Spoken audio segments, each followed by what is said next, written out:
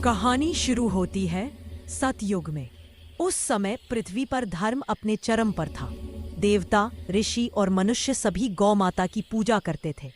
गौ माता को धर्म की जड़ कहा गया था, क्योंकि उनके शरीर में समस्त देवताओं का वास माना गया था।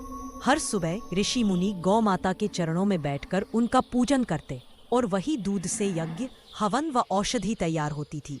सब कुछ शांति में चल रहा था, पर एक दिन अहंकार ने प्रवेश किया। नारी जाति के बीच कथा का मोड़। रानी देववती का घमंड। एक महान राज्य की रानी देववती अपने सौंदर्य, वैभव और बुद्धि पर अत्यधिक गर्व करती थी। वह अक्सर कहती, जिस स्त्री के पास रूप और बुद्धि दोनों हो, उसे इस पृथ्वी पर कोई नहीं हरा सकता। न देवता, न गाय, न पुरुष। उसके अहंकार ने देवताओं तक को चिंतित कर दिया।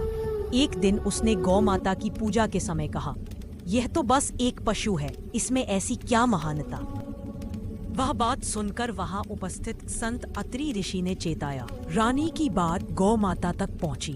उन्होंने अपने नेत्र खोले। उन नेत्रों में करुणा नहीं, अग्नि थी। गौ माता ने कहा, हे नारी, तुझे सौंदर्य और करुणा का वरदान मैंने ही दिया था, पर आज तेरे अहंकार ने समस्त स्त्री जाति का सिर झुका दिया। इसलिए आज से तुम्हें एक श्राप देती हूँ। गौ माता का स्वर गूंज उठा। युगों तक कोई भी स्त्री पूर्ण नहीं रहेगी। वह चाहे सौंदर्य में हो, भावनाओं में या सुख में, हमेशा कुछ न कुछ अधूरापन उसे सताएगा, ताकि वह अहंकार नहीं, विनम्रता सीखे। श्राप का परिणाम। श्राप सुनते ही रानी देववती भूमि पर गिर पड़ी। उसका रूप फीका पड़ गया, बाल सफेद हो गए और आंखों से आंसू झरने लगे। उसने रोते हुए कहा, माता, मैं दोषी हूँ, पर क्या मेरी भूल के कारण पूरी नारी जाति दुख झेलेगी? गौ माता ने करुणा से कहा, हे पुत्री, यह श्राप नहीं, शिक्षा है। जब जब कोई स्त्री अपने हृदय में प्रेम, सेवा और विनम्रता रखेगी, यह श्राप स्वतः वरदान बन जाएगा। कथा का सार तभी से माना जाता है, वह अधूरी होकर भी संसार को पूर्ण बनाती है। गौ माता का श्राप दरअसल स्मरण था, क्योंकि अहंकार में नहीं, विनम्रता में ही देवत्व बसता है। संदेश।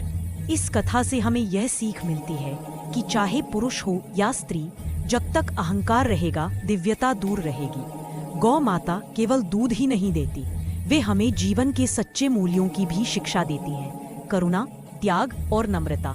ऐसी ही रोचक वीडियो देखने के लिए हमारे चैनल को सब्सक्राइब करें।